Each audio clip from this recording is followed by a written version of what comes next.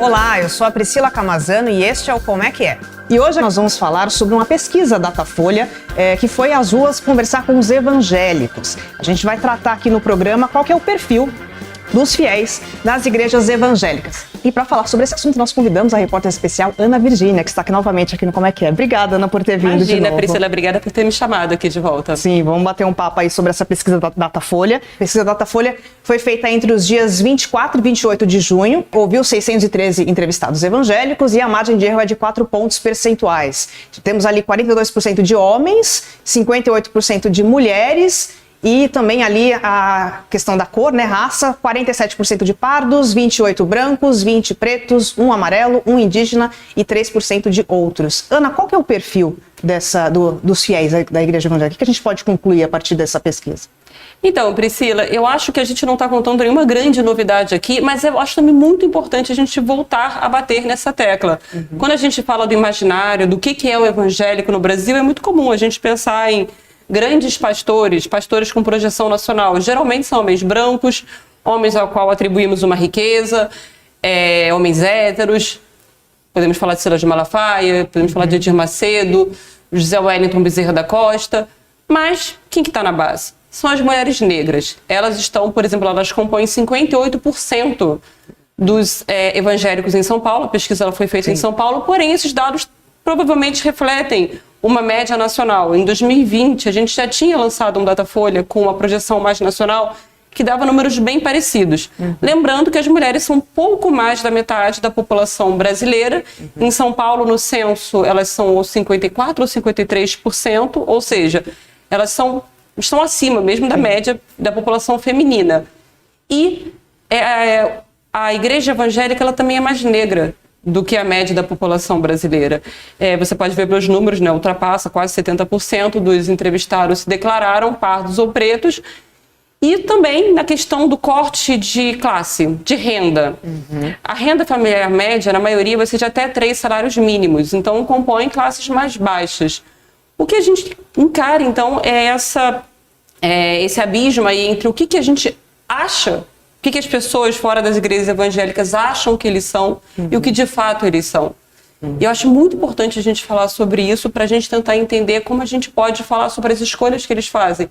Política, as escolhas financeiras, as escolhas pessoais, as escolhas que a gente acaba tendo esse guarda-chuva sociológico todo. Lembrando, é claro, que uma pessoa nunca é só composta por uma única identidade. A religião é um dos fatores que vai compor o que uma pessoa pensa, ou vota, ou come, ou ama, enfim, tudo que ela vai ser na vida dela. Sim, daqui a pouco a gente fala sobre esse perfil, né, minhas próximas perguntas, mas antes eu queria falar sobre as diferentes igrejas, né, nós temos ali pentecostal 43%, se declara o pentecostal, neopentecostal 22%, histórico / protestante 10%, não está frequentando atualmente uma igreja 5%, não tem igreja específica 1% e outras igrejas evangélicas 20%. Ana, eu queria te perguntar qual que é a diferença, né, entre pentecostal e neopentecostal, né, qual que é a diferença entre elas, porque a gente sempre porque tem esse termo neopentecostal, como você já falou aqui na outra vez que você veio no Como é que é um termo cunhado aí pela academia, né? Mas explica pra gente o que é a diferença, né? O que é cada um e a diferença entre esses dois. Primeiro, Priscila, muito obrigada por essa pergunta. Eu não me canso de falar sobre isso, eu acho também muito importante a gente não é nem bater, a gente esmurrar essa tecla, porque é muito importante. Eu ainda coloco no balaio também os históricos protestantes, a diferença entre os três. Vamos lá, historicamente falando, neopentecostal é um termo que ele foi cunhado na academia e foi consagrado, sem trocadilhos com a expressão evangélica, pelo sociólogo Ricardo Mariano. Na época ele achou por bem e fazia muito sentido você criar uma etiqueta acadêmica para falar da terceira onda pentecostal. Eu vou resumir para você muito assim, quando a gente pensa na teologia da prosperidade, que é a ideia de que um fiel pode ter na vida terrena, no aqui e agora, todas as benesses que antes falavam que no reino dos céus você vai ter, sossega o facho aí, que aqui é só uma vida de dureza, de frugalidade. A teologia da prosperidade inverte um pouco essa ordem e fala, não, você merece aqui e agora enriquecer. E não é só enriquecer financeiramente, é ter muita saúde, é ter abundância de amor, é ter, obviamente, dinheiro na conta bancária, é tudo isso. E isso casou muito, claro, com o zeitgeist da época, o espírito dos tempos da época. A gente tinha o neoliberalismo aí nessa ascensão, junto com as igrejas evangélicas, acho que rolou esse match. E também, uma das características das igrejas neopentecostais Por exemplo, a questão das curas milagrosas, o levanta e anda, de repente para um cadeirante, o pastor expulsando o demônio das pessoas. Isso é muito típico do que a gente convencionou chamar de igreja neopentecostal. Para citar algumas das 4, talvez, mais conhecidas: Universal do Reino de Deus, Renascer em Cristo, Mundial do Poder de Deus e Internacional da Graça. Agora, o próprio Ricardo Mariano, que foi sociólogo que ajudou a popularizar esse termo, ele já me disse que ele não gosta mais de usá-lo, porque ele acha que as fronteiras elas estão muito porosas, muito arenosas. Então, se tu, por exemplo, o que é um pentecostal para a diferença do neopentecostal, quando você pensa que o Silas de Malafaia, ele tecnicamente é de uma Assembleia de Deus, que é uma dos maiores colossos pentecostais, junto com a congregação cristã, talvez. Então, assim, ele certamente, muita gente vai atribuir a ele o neopentecostalismo, que, sejamos honestos, neopentecostalismo virou, de uma forma até um pouco preconceituosa, um rótulo pejorativo, como se tudo de mal que houvesse na igreja evangélica fosse neopentecostal. Muitas vezes você usava até o termo seita neopentecostal para classificar essas igrejas.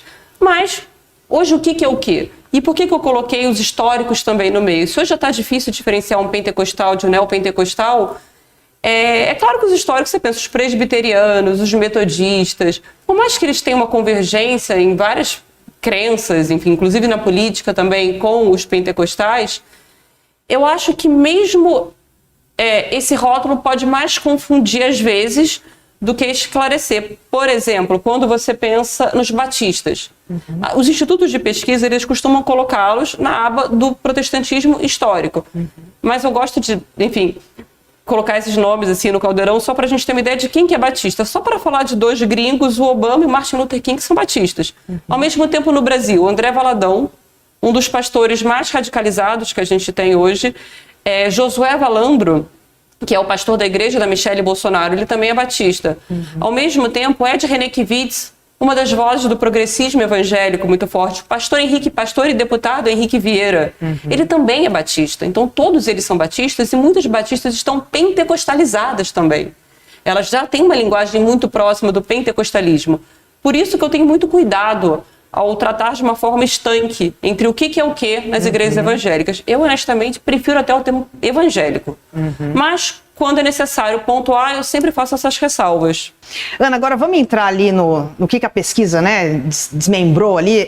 Eu queria te perguntar como que pensam os evangélicos típicos da maior cidade aqui do país, né? Quais são as pautas que eles estão mais alinhados? O que essa pesquisa da Datafolha trouxe? Então, o Datafolha mediu alguns temas chaves. Quando a gente sempre pensa em evangélico, é muito comum a gente atribuir uma posição conservadora na maioria dos tópicos. E o que a pesquisa mostra é que em muitos deles, eles não estão alinhados com o que seria essa pauta mais conservadora, essa pauta que foi abraçada pelo bolsonarismo em várias linhagens. Por exemplo, armas, que é algo muito caro ao ex-presidente Jair Bolsonaro. A maioria dos evangélicos é contra. São Paulo, mas de medições nacionais também. Vou fazer um parêntese rápido aqui. Essa é uma coisa curiosa, porque isso era verbalizado até pouco tempo atrás, mesmo por grandes pastores. O Silas de Malafaia, quando teve uma proposta de rever o Estatuto do Desarmamento, ele foi em 2015 terminantemente contra e falava que a arma não era de Deus, resumindo. O que aconteceu em 2022, cobrado pelas suas falas passadas, já que o Bolsonaro, que ele tanto defende, ele exalta as armas. Ele recuou, falou que não era bem assim, que ele pessoalmente era contra armas, mas que o direito do povo era soberano, e que se o povo decidisse que o Estatuto do Desarmamento deveria cair, então deveria ser a voz do povo e a voz de Deus. Então você mostra esse recuo aí. Mas, voltando aqui agora, também tem uma questão que é muito importante, que foi muito falada dentro desses círculos bolsonaristas, homeschooling, que é a ideia de que os pais podem educar, os seus responsáveis podem educar os seus filhos em casa, e que tem muito a ver com a ideia de que as escolas elas estão submissas a uma esquerda que vai querer doutrinar, vai querer transexualizar crianças, ou vai querer impor uma educação sexual muito permissiva. E também tem a ver também com a ideia de que o Estado não tem que ter ingerência sobre a vida do cidadão. Foi uma pauta que foi abraçada pela então ministra Damares Alves, hoje senadora, foi o próprio Bolsonaro também já falou sobre ela, mas se percebia que era uma coisa muito mais de jogar para as redes sociais. não tem aderência. E um dos palpites, aí, uma das hipóteses veiculadas, é justamente porque a maioria dos evangélicos é periférica. Quem na periferia pode simplesmente dispensar o sistema de ensino, que muitas vezes, além do tempo lá em que a criança, o jovem, ele está tendo uma educação, por mais capenga que seja em vários sentidos, mas está em sala de aula lá, em vez de estar em lugares periféricos, sem estrutura, sem uma quadra, sem um centro cultural. Ele tem sala de aula e tem merenda também. Então já começa por aí. Também tem uma ideia de que não, eu tenho que trabalhar, eu tenho 2 empregos aqui. Agora, tem alguns temas aqui que a gente percebe que tem uma convergência maior. Por exemplo, casamento homoafetivo. A maioria dos evangélicos ela vai ser contra. São 57% são contra legalizar o casamento, uma parte é indiferente, outra parte é a favor, uma minoria a favor, acho que 26% ou 27% é a favor, mas ao mesmo tempo você tem o dado de que 86% dos evangélicos em São Paulo falavam que a igreja tem que acolher trans. Parece um contrassenso a princípio, porém não é. E até tentando fazer aqui um paralelismo aqui com os católicos, o próprio Papa, que sempre teve esse discurso de acolher, já beijou o pé de LGBTQIA+, já falou que a igreja tem que acolher. Ele já fala também contra a colonização ideológica. Ele fala, basicamente, a gente pode acolher o pecador, mas jamais o pecado. Então, esse discurso cristão está muito incrustado. Assim, olha, você pode... E para terminar a questão do aborto, que eu acho muito importante falar, a maioria dos evangélicos vai ser contra descriminalizar o aborto, só que também é muito interessante falar que depende de como você pergunta. Porque se 7 em cada 10 evangélicos paulistanos falam que, olha, o aborto não deve deixar de ser crime, se você pergunta, mas a mulher que faz um aborto deve ser processada e presa, aí já inverte. 3 em cada 10 evangélicos falam sim, ela deve ser presa, o que mostra que a forma como você propõe a questão vai mudar completamente a resposta. Sim, interessante pensar por isso, né? Analisar esses dados dessa forma. E Ana, o que a pesquisa diz sobre como o segmento vê a interferência religiosa na política? Então, é menor do que imaginávamos na teoria. Vou explicar por que eu vou falar na teoria. Os números mostram claramente que 8 em cada 10 evangélicos daqui de São Paulo falam que nunca votaram de acordo com a orientação. A maioria vai rejeitar, vai falar que o pastor não deve sugerir nem quem eles votem, nem que eles não votem também. Ou seja, nada de falar, você pode votar em X e não pode votar em Y. Ao mesmo tempo, eu acho que a gente tem que ter um pouco de cuidado quando a gente aborda esses números, porque tem uma ideia de que ninguém gosta de se ver como massa de manobra. Ninguém gosta de se ver como rebanho. Então, os especialistas, quando eles olham esses dados, eles têm alguma cautela em falar, os dados estão aqui. De novo, em 2017, o Datafolha ele mediu, fez a mesma pergunta, mas agora numa amostra nacional e com todo mundo, não só os evangélicos, e 2 em cada 10 brasileiros respondiam a mesma coisa. Não quero. Os evangélicos, a proporção era um pouquinho maior na época, tipo, acho que 25% falavam que, aceito votar aqui, meu pastor fala. Mas tem essa ideia de que ninguém gosta de se ver como rebanho, mas também tem 2 coisas rapidamente que eu vou falar que primeiro é meio assim, mas você pensa, mas por que a gente tem uma bancada evangélica tão grande então? Mas por que a gente tem esses nomes aí? Olha, por vários. Primeiro que é de esperar que o pastor e o fiel, eles tenham uma ideia de vida meio parecida também. Então que eles votem no mesmo candidato não é exatamente muito novo. Assim, quando você pensa nos votos maiores, majoritários, para executivo, para presidente ou também para senador. Agora, você tem também uma adaptação, um darwinismo social, que é a ideia de que se hoje, eu acho que 2022 ajudou um pouco a afugentar, foi um espantalho dessa ideia da política no púlpito, porque estava pesado demais. Eu acho que muitos fiéis, eles perceberam isso. Ao mesmo tempo, o que acontece? Hoje você pode falar de política no púlpito sem ser tão aberto. E a chave para isso é o quê? Que muitas vezes os pastores fazem, usarem a linguagem teológica, a linguagem bíblica. Quando, por exemplo, a gente vê a Michelle Bolsonaro falando sobre o Planalto ser consagrado aos demônios e com o Bolsonaro voltar ao mando de Deus, ou quando a gente fala da Michelle Bolsonaro, depois já na Avenida Paulista, com o marido dela já ex-presidente, falando que os cristãos deveriam ocupar. Ou quando a gente usa um pastor qualquer, lendo um discurso bíblico, falando, isso aqui não é de Deus, mas sem citar nome, isso já mostra que ele está fazendo uma orientação lá. Tem mais, eu vou esperar uma próxima pergunta, porque eu também acho importante a gente falar sobre quem então eles votam no final das contas? Sim, então vamos já tocar nesse assunto. Eu queria te perguntar, Ana, se a partir dessa pesquisa dá para pensar que os eleitores evangélicos votam em candidatos evangélicos, é possível fazer essa associação? Então, por isso que eu falei que tem a teoria e tem a prática. Na teoria, muitos deles falam que não. Tem até uma porcentagem grande que vai fazer um texto, que vai falar que, olha, eu inclusive prefiro não votar em... o evangélico não é mais confiável, até eu desconfio mais se ele for evangélico. Isso é evangélico falando do seu próprio, né, do seu par. Mas, na prática, o que a gente vê?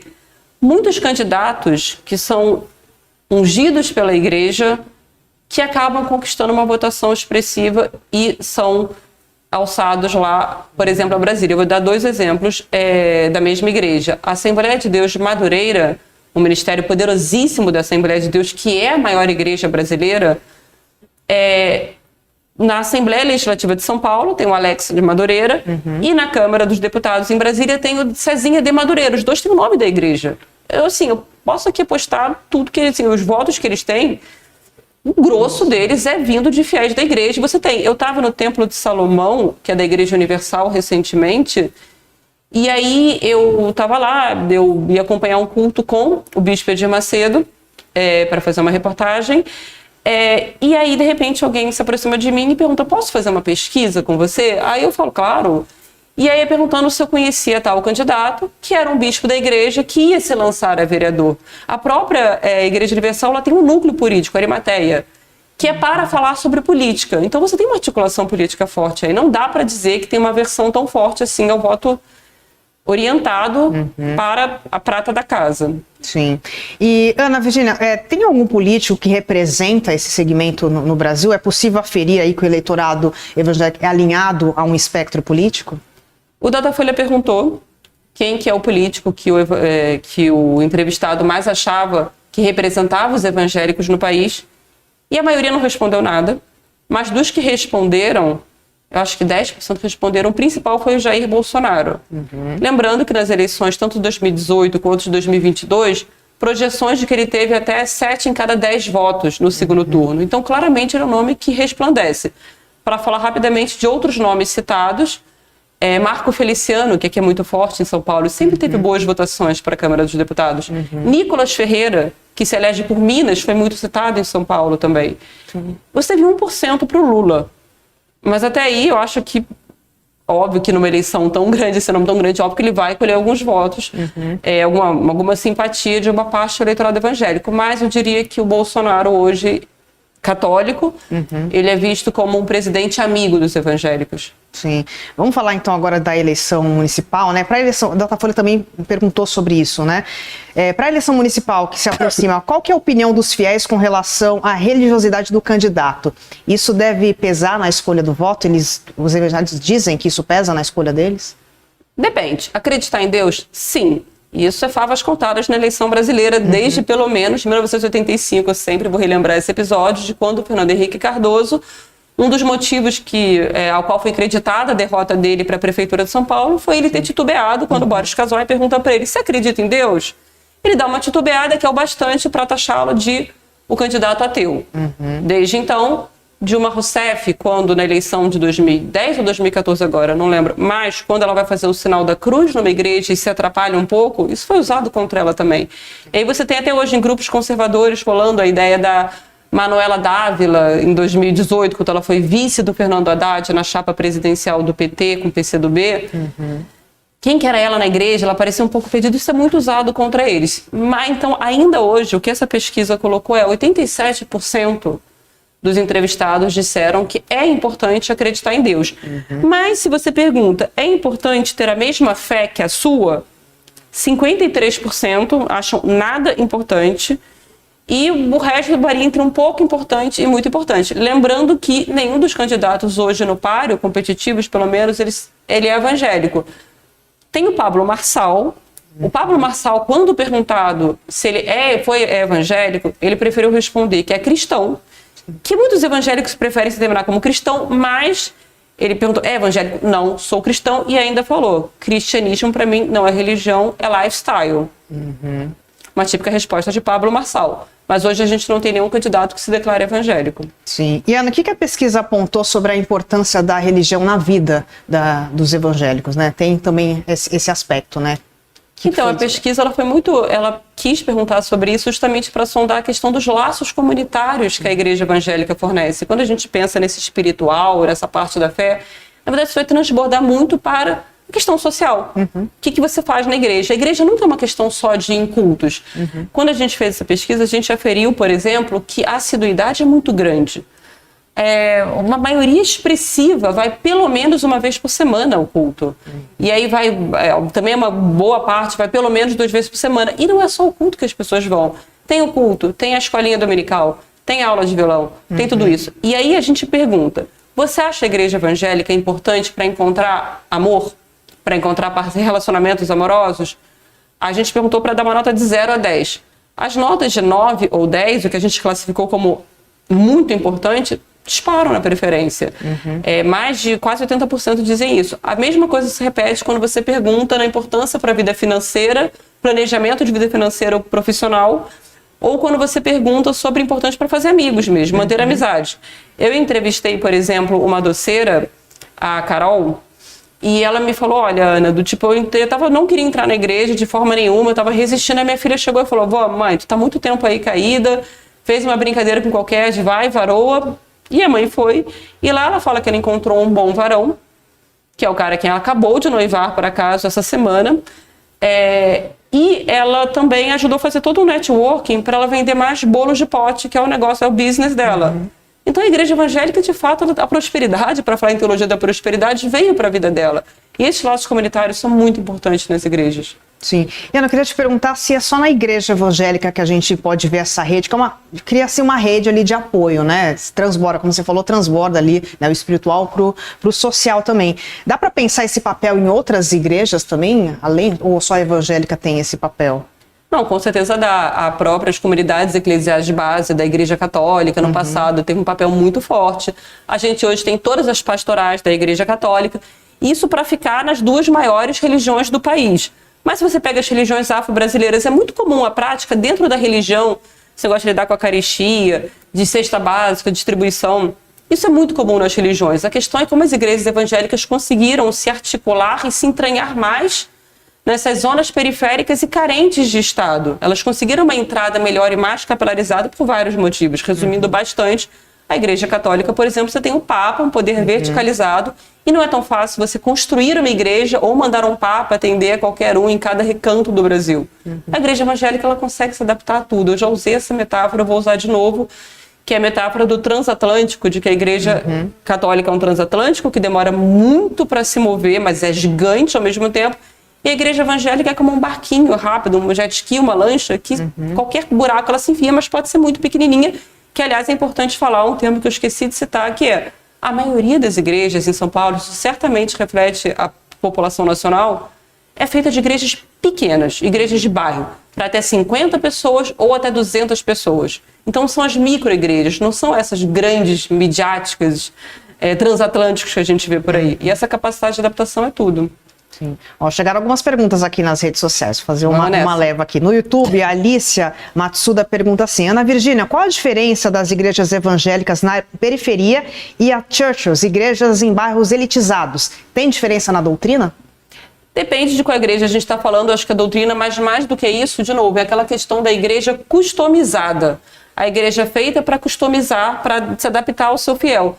Tem uma igreja de Balneário Camboriú, que ela acabou ganhando algumas matérias, que ela, por exemplo, você tem uma soda italiana. É também chamado de igrejas das paredes pretas, porque são igrejas que parecem, até emulam quase que, para quem é de fora das igrejas do meio evangélico, parece quase uma boate, assim.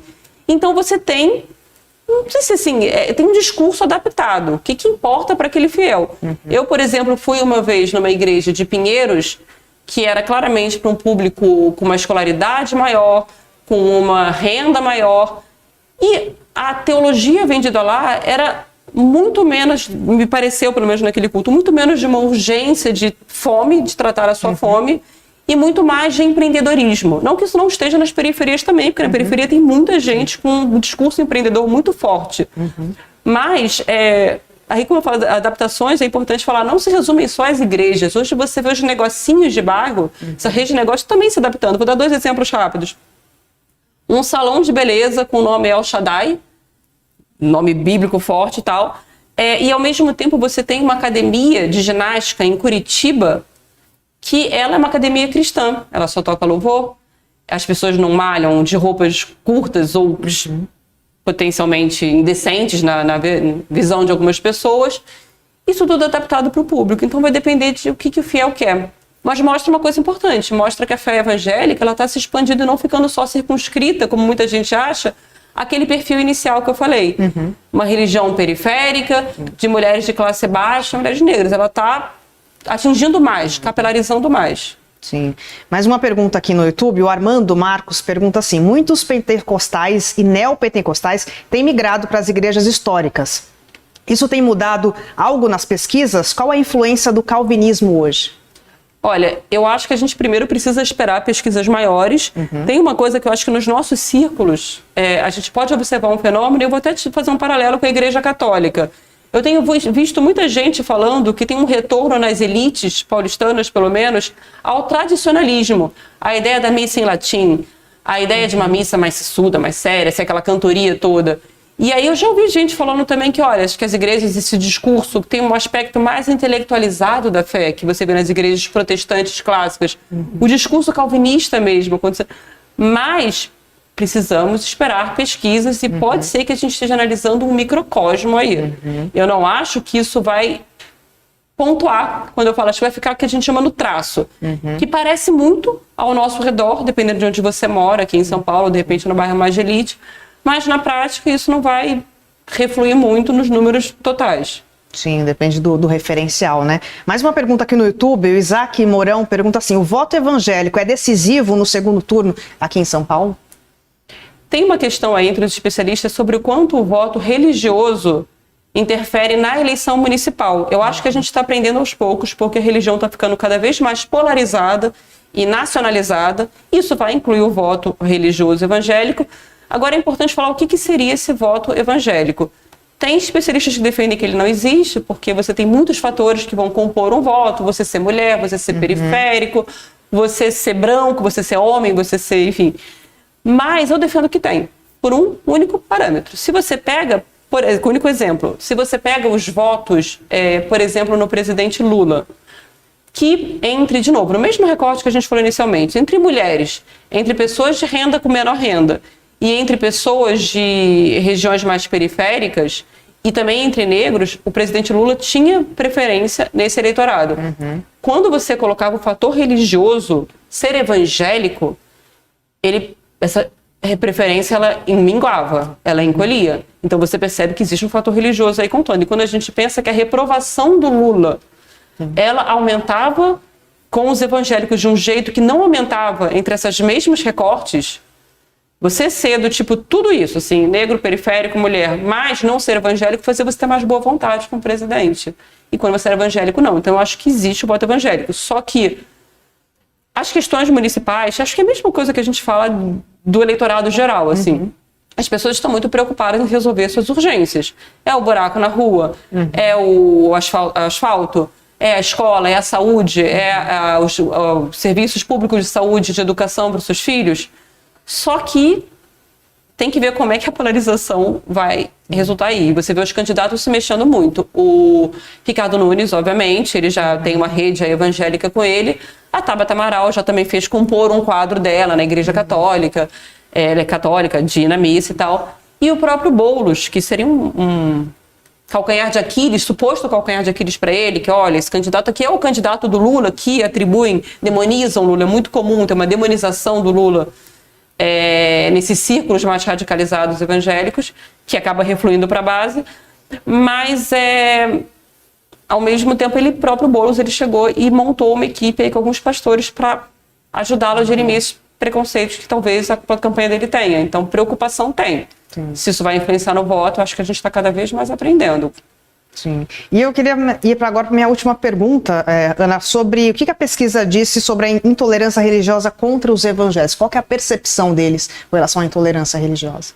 Então, eu vou ser cautelosa nessa pergunta, porque ela, na resposta, na verdade, porque ela evoca esse termo tão complexo e complicado que seria a presença de uma cristofobia no Brasil. Você escuta muito esse discurso na boca desses grandes pastores. Quando eu falo grandes pastores, são líderes de expressão nacional que acabam influenciando pequenos e médios pastores e também os fiéis, de que tem cristofobia. O próprio Jair Bolsonaro, ele disse em seu discurso da ONU enquanto presidente de que a cristofobia era um fato. E ela é um fato em muitos países do mundo, enfim, em muitas regiões do mundo ela é um fato. Você pode ser morto até por ser um pastor, um fiel cristão. No Brasil isso não acontece. Ao mesmo tempo, quando você pergunta como as pessoas percebem isso, mais da metade vai falar que sente preconceito. Isso aí quando a gente pergunta de onde vem esse preconceito. Aí vem de, sobretudo, família, amigos e círculos mais fraternos, assim. Aí depois você vai pegar, vem muito de trabalho, escola e universidade. Então, ainda que não tenha uma ameaça, não tenha registros de ameaças maiores à integridade física, como a gente viu no apedrejamento de fiéis de religiões de matriz africana, ou até tipo, a proibição de terreiros em algumas comunidades que tem presença de traficantes que se dizem evangélicos, você tem uma percepção de que tem. E aí, não é só... Claro, tem a subjetividade do que cada um percebe, mas ao mesmo tempo tem o que as pessoas relatam. Você ser diminuído porque você é um crente. Ou os seus amigos falarem, e, por exemplo, uma entrevistada com quem eu conversei, uma missionária de uma igreja pequenininha, tipo de 10 fiéis, em Paraisópolis, a Laurenice, ela me conta que, por exemplo, quando ela se converteu, muita gente da família achincalhava ela, falando, agora tudo é crente com ela, ai que saco isso, ai não, vai lá crente, vai falar. Isso é uma diminuição da fé da pessoa, é só você pensar em como qualquer pessoa de qualquer crença, seja umbanda, candomblé, catolicismo, espiritismo, se sentiria se alguém falasse desses termos com você. Então, por isso que eu fui um pouco cautelosa, assim, acho que é forte falar numa cristofobia de uma forma institucionalizada, mas eu acho que é real essa percepção de preconceito e ela tem uma legitimidade, uma base legítima para essa percepção. Muito bem, Ana Virgínia, repórter especial da Folha. Obrigada, Ana, por ter vindo novamente. Obrigada a você por me convidar. Imagina. Quero voltar sempre, me convida sempre. Sim, a gente convida. E convido todo mundo que está assistindo a acompanhar, tem todas as matérias aí desde o final de semana publicadas no site da Folha, com mais detalhes sobre a pesquisa da Datafolha. E a gente continua te acompanhando. Obrigada. Imagina, obrigada, Priscila. E agradeço também a você que nos acompanhou até aqui. E amanhã espero vocês. Tchau, tchau.